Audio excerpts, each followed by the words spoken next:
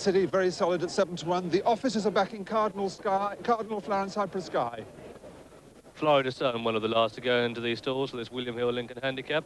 Run over the straight mile. The jockey is looking towards the starter. That's it. They're under orders and they're on their way. And as you can see, the field spread eagle across the track. Alway Oyston in the centre of the field is trying to make his way over to the right of the picture. Coming down the left is Whirlingworth. Also on the left-hand side is Majestic Star. Bang over on the right-hand side is Lion City. In the centre of the track is Alway Oyston. It looks as if When Your Train's Gone is coming down the centre of the track as well. Macmillan showing very good speed on the extreme right. So they're in two groups. They've gone just over 2 furlongs. On the extreme right, it's Macmillan, tracked by Haven Cool and Lion City. On the extreme left, it looks like Majestic Star and Melissa Jane. And also up with them is Gambling Lord. Elway Oyston in the centre of the track. The far side have the definite advantage, and it's Elway Oyston in the lead on the overall race. They're coming down to the halfway stage. From on the right-hand side, Haven Cool, Macmillan and Lion City. On the extreme left, it's Florida Sun and Melissa Jane and Whirlingworth. They've got just over 3.5 furlongs to go, and Elway Oyston in the centre of the track has the advantage from Lion City and Haven Cool. Also finishing well on the far side is Cypress Sky. Coming down the near side, the left-hand side of the picture is Florida Sun. They've got just 2.5 furlongs to go. Elway Oyston in the lead. On the left-hand side of the picture, Crossways is finishing well, and Lion City takes it up on the far side now. It's over 2 furlongs to go, and it's Lion City in the lead from Paperetto, who's finishing well. Then Elway Oyston looks beaten. Mighty Fly is finishing well. Crossways on the extreme right. Just over a furlong to go, and it's Paperetto now that strikes the front from Mighty Fly, who's finishing very well indeed, coming inside the final furlong, and it's Mighty Fly from Paperetto and Lion City, with Basil Boy finishing well on the extreme left. Crossways is not out of it, but it's Mighty Fly who has the overall advantage from Paperetto as they come up towards the line. Mighty Fly, Paperetto, Basil Boy, Crossways at the line.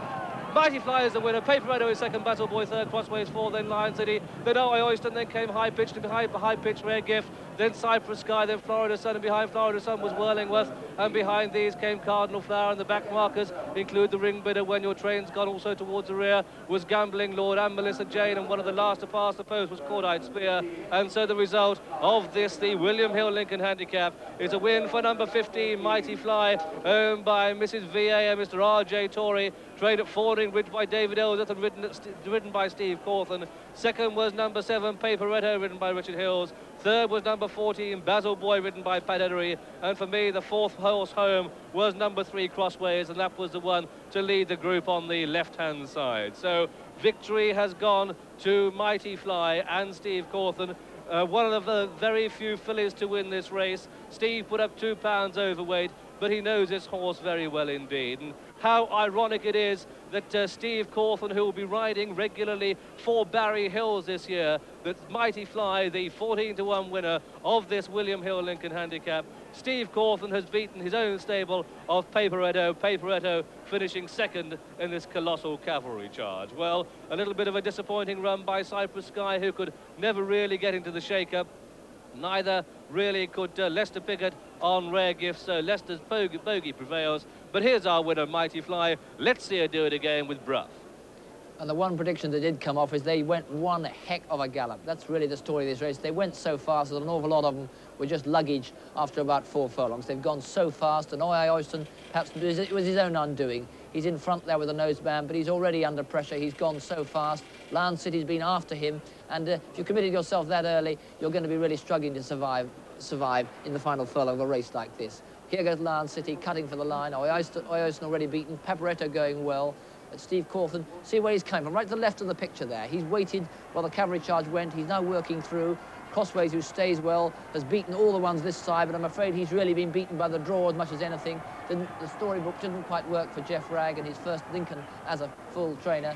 But Paperetto in front from Lion City there. They're having the battle. But all the time, the horse that comes from behind, when everything else has committed itself, has the advantage. You haven't even got a furlong to run now. But it's clear that Mighty Fly is going to collect, because look to the left, they're all absolutely helpless there. Crossways just battling on. He's won his own race really, really well. But Mighty Fly comes through. Steve Cauthen's really got her running sweetly. He really gets it through. One crack there. Here she comes. Just half cocks her ears at the crowd, which was really shouting now.